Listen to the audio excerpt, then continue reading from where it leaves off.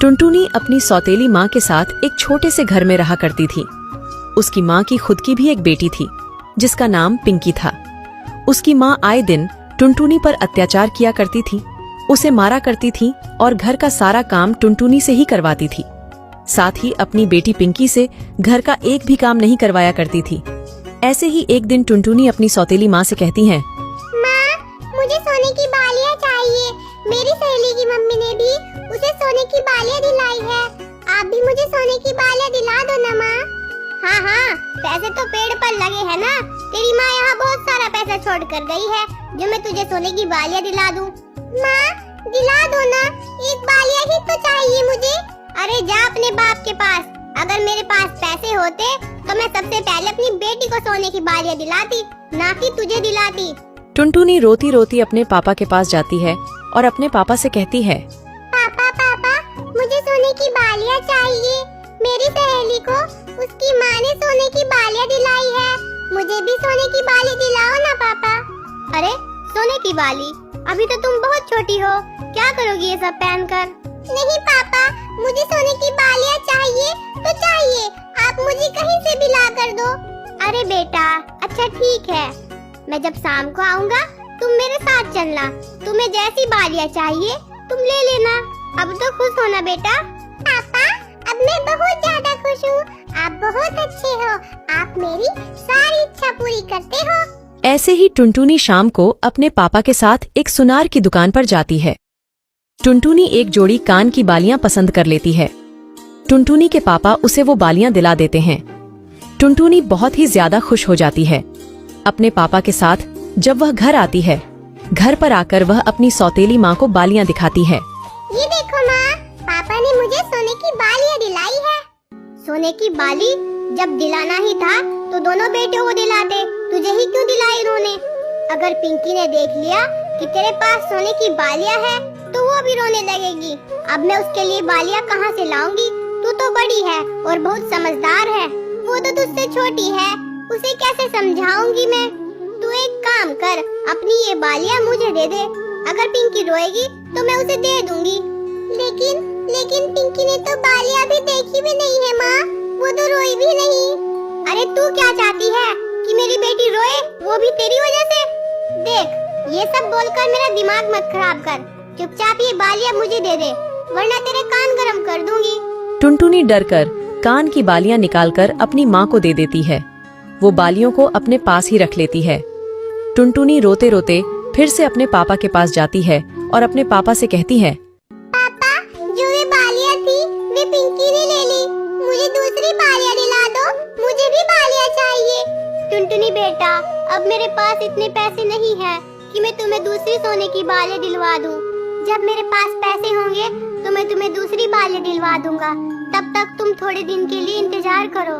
अगर मेरी माँ जिंदा होती तो वे मुझे किसी चीज के लिए मना ना करती और मुझे कहीं से भी सोने की बालियाँ ला कर देती। आप मुझे प्यार नहीं करते पापा, और ना ही माँ प्यार करती है। अरे ऐसी बात नहीं है बच्ची, जब मेरे पास पैसे थे तो मैंने तुम्हें सोने की बालियाँ लेकर दी, लेकिन अभी मेरे पास पैसे नहीं है, इसलिए मैं तुम्हें अभी फिर से सोने की बालियाँ नहीं दिला पाऊंगा। और हम इतने अमीर भी नहीं हैं कि जब मर्जी आए उतना खर्च कर सके। हमें सोच समझ कर चलना पड़ता है बेटा, और जब मेरे पास पैसे होंगे तब मैं तुम्हें बिना कहे सोने की बालियाँ ला कर दूंगा। रहने दो पापा, मुझे नहीं चाहिए सोने की बालियाँ। टुनटुनी रोते रोते अपने घर से निकल जाती है और वो एक जंगल की तरफ चली जाती है। उस जंगल में काफी पेड़ पौधे और नदियां होती हैं। यह सब देखकर टुनटुनी एक पेड़ के पास जाकर बैठ जाती है और कहती है, कोई मुझे प्यार क्यों नहीं करता? सब पिंकी से प्यार करते हैं। हे ऊपर वाले, क्यों नहीं करता कोई मुझे प्यार? तभी एक पेड़ टुनटुनी से कहता है, क्या हुआ टुनटुनी बेटा, तुम रो क्यों रही हो? तुम पेड़ होकर भी बोल सकते हो? हाँ, क्योंकि मैं एक जादुई पेड़ हूँ, मैं बोल सकता हूँ और तुम्हें सुन भी सकता हूँ। कौन से जादुई पेड़ हो तुम? मैं जादुई सोने के गहने का पेड़ हूँ।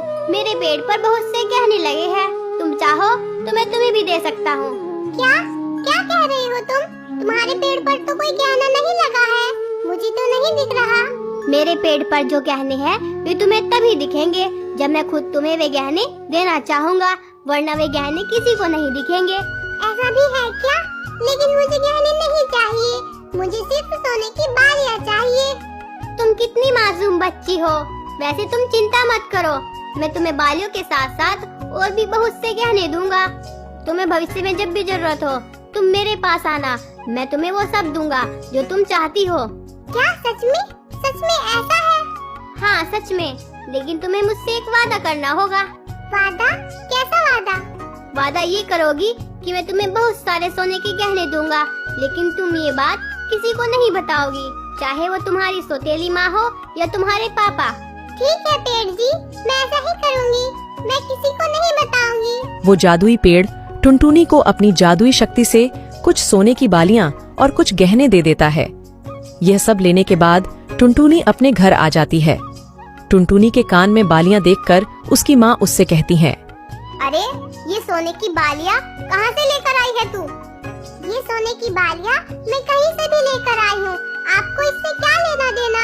आपने थोड़ी दिलाई है मुझे, अब जुबान भी लड़ाएगी तुम मुझसे? नहीं माँ, मैं आपसे जुबान नहीं लड़ा रही हूँ, बस मैं आपको कभी नहीं बताऊंगी कि मैं ये बालियाँ कहाँ से लाई हूँ, और आपको इससे क्या लेना देना कि ये बालियाँ मुझे किसने दिलाई। टुनटुनी की माँ को यह बात सुनकर बहुत गुस्सा आता है और वो एक डंडे से टुनटुनी की पिटाई करना शुरू कर देती है। तभी वहाँ अचानक से टुनटुनी के पापा आ जाते हैं और वो टुनटुनी की माँ से डंडा लेकर उसकी पिटाई करने लगते हैं और उसे हमेशा हमेशा के लिए घर से बाहर निकाल देते हैं। जिसके बाद टुनटुनी अपने पापा के साथ हंसी खुशी रहने लगती है।